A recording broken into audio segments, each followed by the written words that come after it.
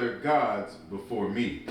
Thou shalt have no other God before him. You know, what is the one God that my lesson basically supposed to be is America's currency is good as trash. And a lot of people, their God is the almighty dollar. That's your God. Or women will chase it, and at the same time will die.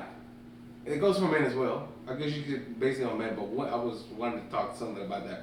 But you know, us as men, we chase the American dollar. We're taught as a young age, chase the bag. That's what you want to get. In reality, we chase it so much that we ruin ourselves. Women will chase the money and at the same time will find death because they want that freedom that the American dollar supposed gives you, but really gives you death. But yeah, that some of y'all is the American dollar is your God, and some people gun is your God because you know God gives power, life and death, but gun will take death away. So some people think that's their God. You know, they live by this. They live by the gun. So yeah, read it one more time, Mark. Come on. There's the book of Exodus, chapter 20 and verse 3. Thou shalt have no other gods before me. There it is. You shouldn't have no other gods before him. Come on. C'est bonjour, Jesucristo, my people love, tattooed.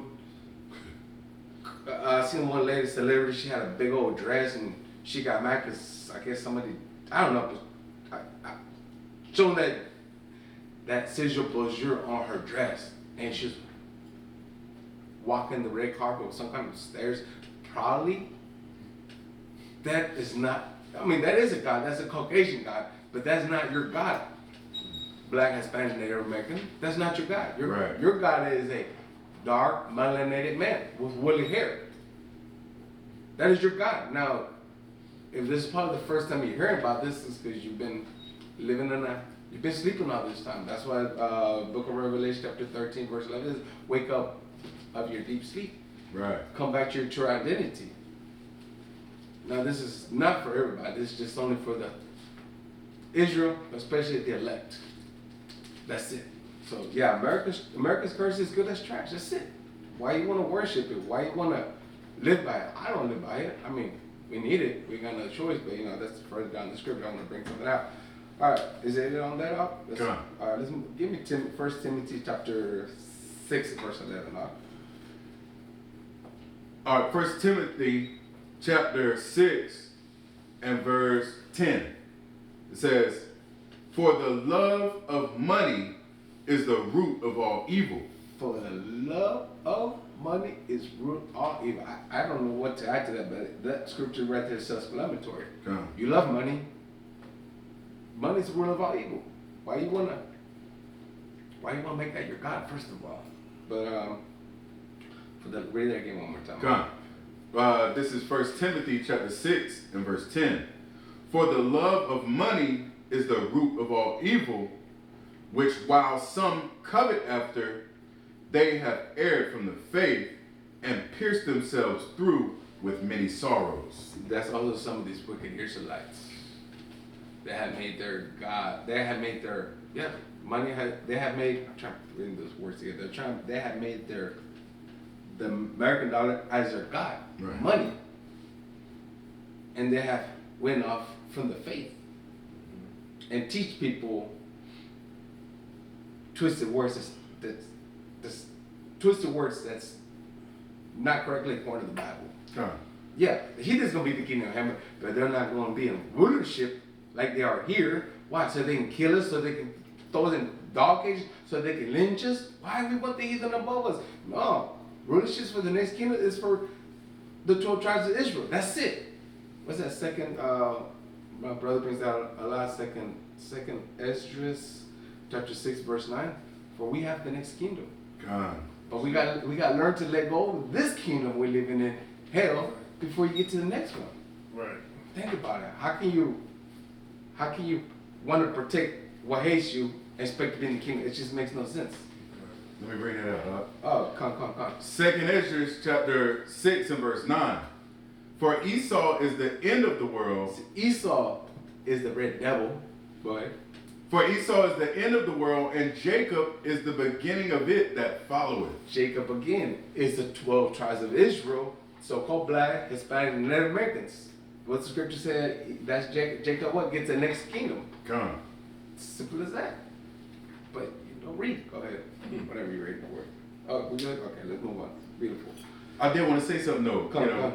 about money being the root of all evil, or the love of money being the root of all evil, because like you were saying, our people, they want to put money over everything else. But you see how, just like your lesson says, currency is as good as trash, because let's say you get these people who win the lottery, and then it ruins their whole life. Yeah. Right? Yeah. They thought they was doing bad. Right. Now that they got unlimited money, now it gets 10 times worse, and they end up deleting themselves. Right? Yeah. I got a precept. This is 1 Timothy chapter 3, verse 3. Nor given to wine, nor striker, not greedy of filthy lucre, but patient, not a brawler, and not covetous. Come. Covenants. Beautiful. Come. There it is. Bringing out dust to the Lord.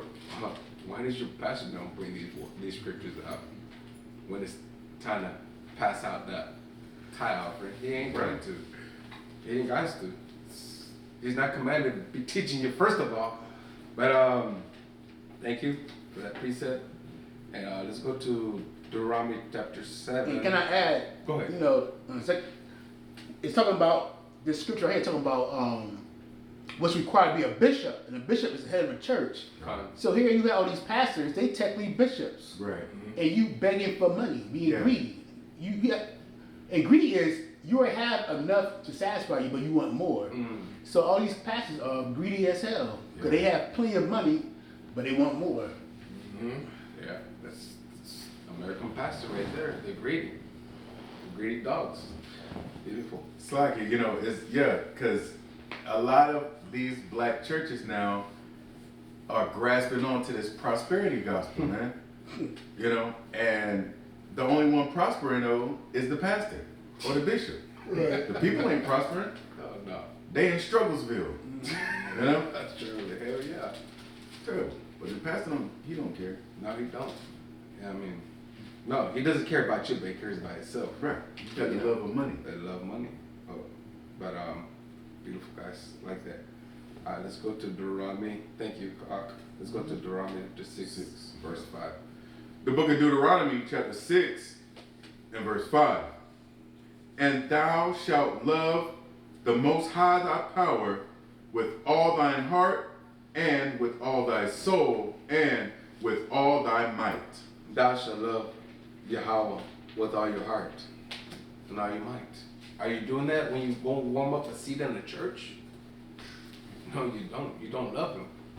You love what the pastor got to say to you, because that's what you've been taught. That's what you love. You don't love the Most High. You don't listen to him. You hearken these Israelites at in the highways and byways. That's what you love, because you don't understand. But you're gonna pay for that 2/3, and y'all heathens as well. Is it on that off? God. All right, let's go on to John chapter. John chapter 6 verse 27. You gotta believe. And 48, the bread of life. This word is the bread of life.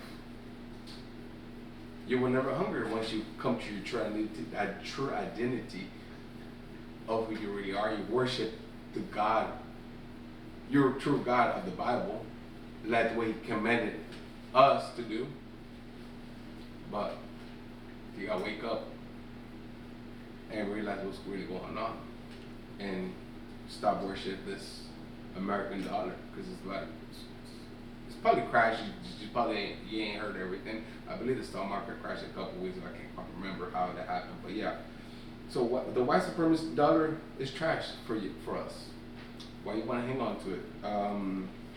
Let's go to Deuteronomy 22, verse 5. Book of Deuteronomy.